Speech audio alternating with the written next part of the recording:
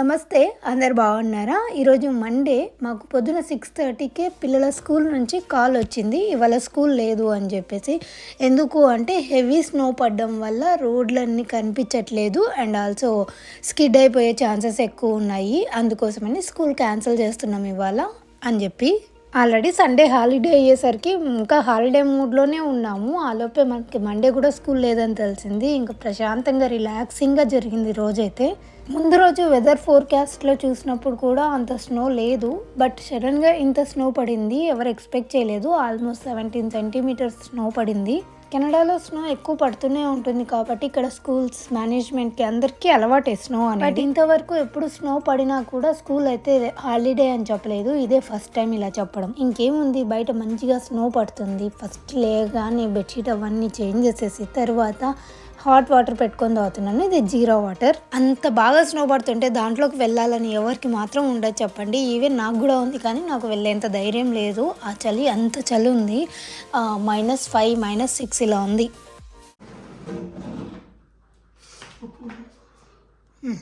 కానీ పో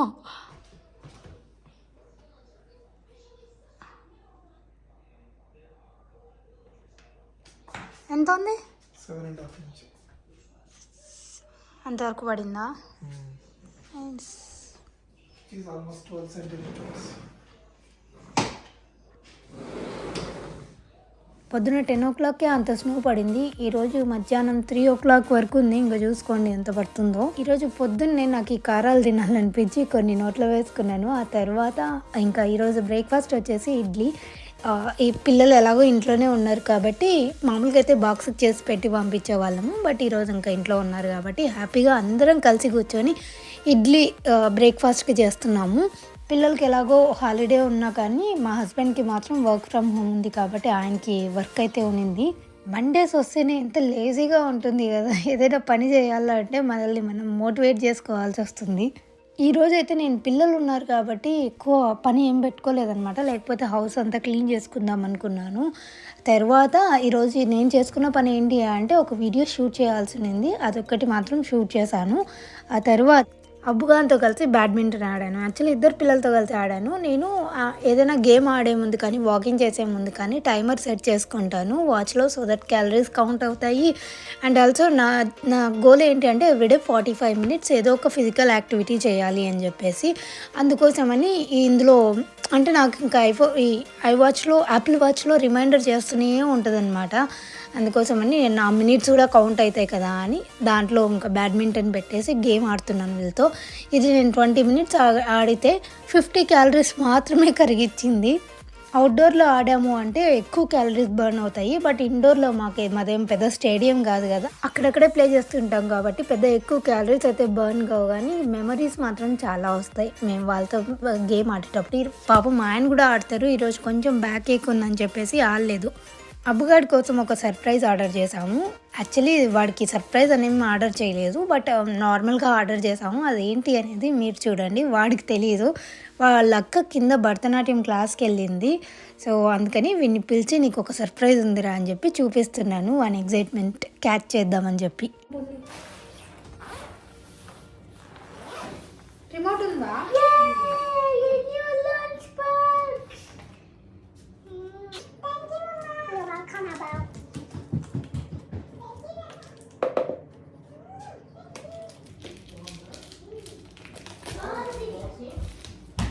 బాగుంది, పైన ప్లాస్టిక్ వచ్చింది. That's what I'm thinking.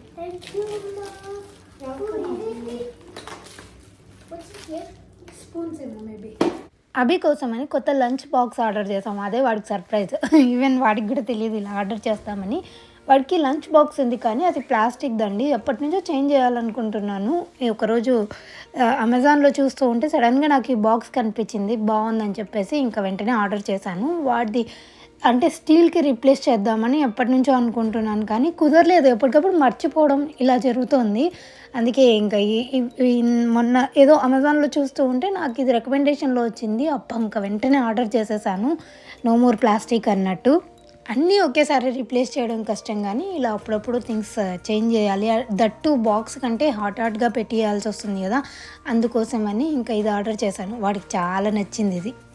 Someone is very happy to today Yes, because they got a new lunchbox. lunchbox.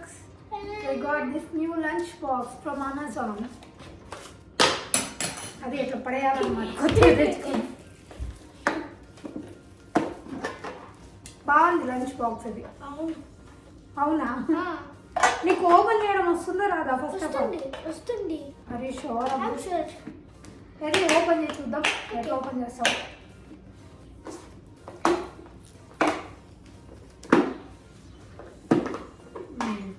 వచ్చింది మొత్తానికి అబ్బుగాడికి ఈ లంచ్ బాక్స్ అయితే బాగా నచ్చింది. సో ఇంకా ఇది ఉంచేసుకుంటున్నాము. వాడికి రోజు ఇందులోనే లంచ్ బాక్స్ కూడా వెళ్తుంది. అండ్ ఆల్సో ఇంకోటి ఏంటంటే ఇది బ్యాగ్తో పాటు వచ్చిందనమాట. ఎవరికైనా కావాలనుకుంటే కింద లింక్ పెడతాను, మీకు కావాలంటే కొనుక్కోవచ్చు. నా అబ్గానికి లంచ్ బ్యాగ్ కూడా లేదు. వాడు ఇన్ని రోజులు వాడు స్కూల్ బ్యాగ్లోనే పెట్టుకొని వెళ్ళేవాడు బాక్స్ని. ఇది ఒకటేసారి బ్యాగ్తో పాటు వస్తుంది కదా అని చెప్పేసి ఆర్డర్ పెట్టాము. వచ్చిందనమాట. బాగుంది, చూడడానికి చాలా డీసెంట్గా అనిపించింది. నాకు యూఎస్ఏ లింక్స్ ఇవి తెలియదండి. ఇప్పుడు మనం అంతా కెనడాలో ఉన్నాం కాబట్టి ఇప్పుడు కెనడా అమెజాన్ లింక్ ఇస్తాము. It's a hard shape. ఎవరు చేశారు? ఎప్పుడు చేశారు? నేను ఎప్పుడో చేసా. ఎందుకు చేసావు? For the prize.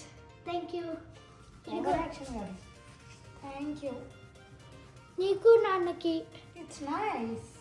అక్కడే పెట్టేసేపు, మళ్ళీ ఊరికి ఎందుకు కింద ఉండే స్టఫ్ అంత పైకి తెస్తావు? Thank you. అబ్బుగాడు ఇంత ధైర్యంగా కిందికి వెళ్తున్నాడు అంటే దానికి కారణం వాళ్ళ అక్క ఉంది కాబట్టి కింద, లేకపోతే మనకి అంత ధైర్యం లేదు. How was your day? Oh wow. That's good. Nice. పండు భరతనాట్యం క్లాస్ అయిపోయిన తర్వాత ఇంకా నేను వాళ్ళకి డిన్నర్ చేయిస్తున్నాను. ఈరోజు వచ్చేసి గోధుమ పిండి దోశలో వెరైటీస్ అనమాట. యాక్చువల్లీ ఇంట్లో వెజ్జెస్ అసలు ఏమీ లేవు. సో మనం పొద్దున బ్రేక్ఫాస్ట్ కోసం చేసుకున్న చట్నీ ఉంటే శనక్కాయ చట్నీ, ఇంకా దోశ చేద్దాము వాళ్ళకి ఇష్టంగా ఉంటుంది కదా అని చెప్పేసి, దోశలో మనం ఎన్ని ప్రయోగాలు చేసినా వాళ్ళు ఇష్టంగా తింటారండి. అందుకోసమే దోశ చేయిస్తున్నాను. ఈరోజు గోధుమ పిండి దోశ. సో దీనికి క్వాంటిటీ ఏంటి అంటే 1 కప్పు గోధుమ పిండి తీసుకున్నాను, 3/4 కప్పు సూజీ తీసుకున్నాను, అండ్ కొంచెం చక్కెర అంటే ఒక 1/2 స్పూన్ చక్కెర అండ్ సాల్ట్ తగినంత వేసేసి కొంచెం బేకింగ్ సోడా యాడ్ చేశాను. సో ఇవన్నీ అండ్ కర్డ్ వచ్చేసి ఒక 2-3 స్పూన్స్ యాడ్ చేసుకోవాలి. సో ఇవన్నీ యాడ్ చేసి మనం మిక్సీకి వేసుకోవాలన్నమాట. సో దట్ మనకి కొంచెం సాఫ్ట్గా వస్తుంది. మనకి రవ్వ అనేది గరుకుగా ఉంటుంది కదా, అందుకోసమని దోశలు బాగా మెత్తగా రావాలి అంటే ఇలాగా మిక్సీకి వేసుకోవాలి. బట్ ఇది ఆప్షనల్ స్టెప్ మాత్రమే. మీకు ఇష్టం లేదు అంటే అలా చేసుకోవచ్చు, డైరెక్ట్ అలానే అయినా వేసుకోవచ్చు అనమాట. మీ దగ్గర ఒకవేళ రైస్ ఫ్లోర్ ఉందంటే అది కూడా 1-2 స్పూన్స్ యాడ్ చేసుకోండి. నా దగ్గర ఇప్పుడు రైస్ ఫ్లోర్ కూడా అయిపోయింది, అందుకే నేను ఇలానే చేసేస్తున్నాను. ఇంట్లో వెజిటేబుల్స్ కొన్ని సరుకులు అన్నీ అయిపోయాయి, అవన్నీ రేపు వెళ్ళి తెచ్చుకోవాలి. అంతవరకు ఇలా ఉన్న వాటితో ఏవో ఒక ప్రయోగాలు చేస్తూ అడ్జస్ట్ అవ్వాలి. అయితే ఇది మనం మిక్సీకి వేసుకున్న తర్వాత ఒక 10-15 మినిట్స్ పాటు పక్కన పెట్టేసుకోవాలండి. కొంచెం పిండి సోక్ చేయాలన్నమాట. అలా చేస్తే దోశలు బాగా వస్తాయి. సో నేను ఇవి గిన్నెలోకి పోసి ఒక మూత పెట్టేసి ఒక 10 మినిట్స్ వేరే పని చేసుకున్నాను. ఇది నానేలోపు నాకు కొన్ని పాత్రలు ఉండే, నెక్స్ట్ డే మార్నింగ్కి మనం కిచెన్ కొంచెం ఫ్రెష్గా చేసి పెడదామని చెప్పేసి అది పిండి సోక్ అయ్యేలోపు నేను కిచెన్లో వెజిల్స్ అవన్నీ క్లీన్ చేస్తున్నాను. నేను డిష్ వాషర్ మీ అందరికీ తెలుసు కదా, కొంచెం తక్కువే యూస్ చేస్తాను. ఎప్పటికప్పుడు కడిగేసుకుంటాం కాబట్టి ముందులే అనిపిస్తుంది. నాకు ఇంకా డిష్ వాషర్లో వేస్తేనే గంటలు పని అనిపిస్తుంది. కొందరికి డిష్ వాషర్ చాలా హ్యాండీగా అనిపిస్తుంది, అది లేకపోతే పని జరగదు.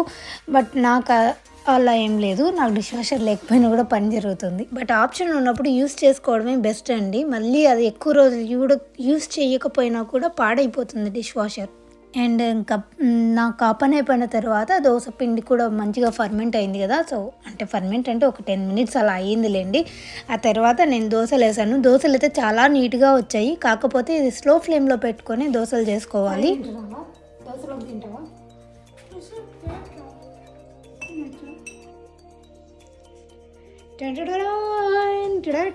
టేస్ట్ కొంచెం టేస్ట్ వేడిందా? సైడ్కి తీసుకో, వేడిందా? హానెస్ట్గా చెప్పు, నచ్చిందా నచ్చలేదా? హానెస్ట్గా, నచ్చకపోయినా ఐఎమ్ ఫైన్.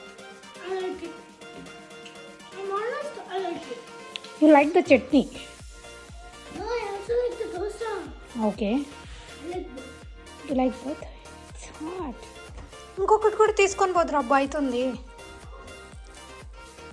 పిల్లలు ఇద్దరికి కూడా వేడివేడి దోశలు వేస్తే బాగా నచ్చింది. సో మీరు కూడా మీ పిల్లలకి హెల్తీ దోశలు చేయాలి అనుకుంటే ఇది ట్రై చేయండి డెఫినెట్లీ. కొంచెం చపాతీ టేస్ట్ కూడా వచ్చిందంట, వాళ్ళే చెప్తున్నారు. నేను తినలేదు, 6 లోపు నేను ఫినిష్ చేస్తాను డిన్నర్, అందుకే నేనైతే టేస్ట్ చేయలేదు. కానీ పిల్లలకి మాత్రం నచ్చింది, వాళ్ళు ఇష్టంగా తిన్నారు దోశలు అయితే. నాకు తెలిసి దోశలు అంటే చాలా మంది పిల్లలకి ఇష్టం ఉంటుంది, ఎన్ని రకాలుగా చేసి పెట్టినా కూడా తినేవాళ్ళు ఉంటారు. అఫ్ కోర్స్ అభి లాంటి పిక్కీ ఈటర్స్ అయితే ఒక్కొక్కసారి పేరు పెడతారు, కానీ ఈ మధ్యకాలంలో అభి చేంజ్ అయ్యాడండి. వాడు కొంచెం తింటున్నాడు ఏ రకంగా చేసినా కూడా.